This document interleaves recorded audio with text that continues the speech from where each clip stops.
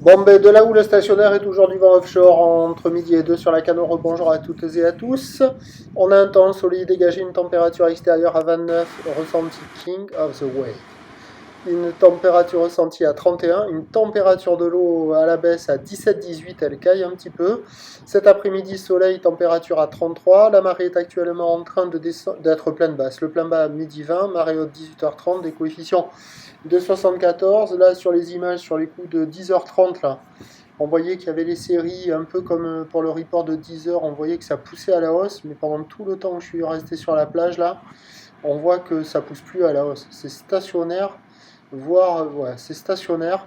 Par exemple, on a la bouée du Ferré qui tout à l'heure tournait en moyenne à 50 cm. Maintenant, elle commence à tourner en moyenne à 40-50 cm. Ça fait qu'on a la même taille, mais on voit que ça pousse pas à la hausse. C'est stationnaire. Sur cette houle qui est moyenne à longue de 9 secondes de période orientée ouest-nord-ouest à nord-ouest, elle délivre du 10 cm en déferlement régulier, 20 à 30 cm sur les séries qui rentrent fréquemment. Et sur les grossettes, il y a 40 à 50, il n'y a pas plus.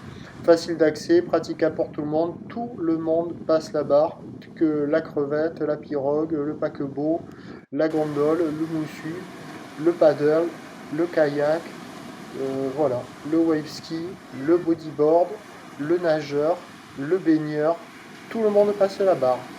Voilà, il y a des petites vagues propres, alors ça déroule pas des masses en fonction des endroits. La plupart des spots donnent du 20-30. Les spots qui concentrent arrivent à donner ce 40-50 comme on voit là.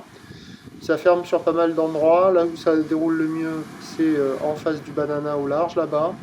Voilà, mais bon, ce sont des conditions vraiment idéales pour les écoles. Avec un train d'houle qui est stationnaire, c'est vraiment pas. Là, on voit Carcan, là-bas au bout, là, sur la dune.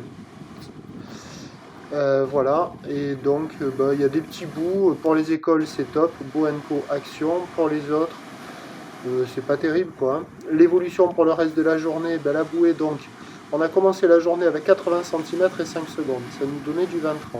À la mi-journée, la bouée était à la hausse, à 1,10 m et 5 secondes, ça nous donne ce 30-50. Et pour la fin de la journée, la bouée commence à baisser un peu et à perdre un peu de période. Elle donne du 1 m, 4-5 secondes de période.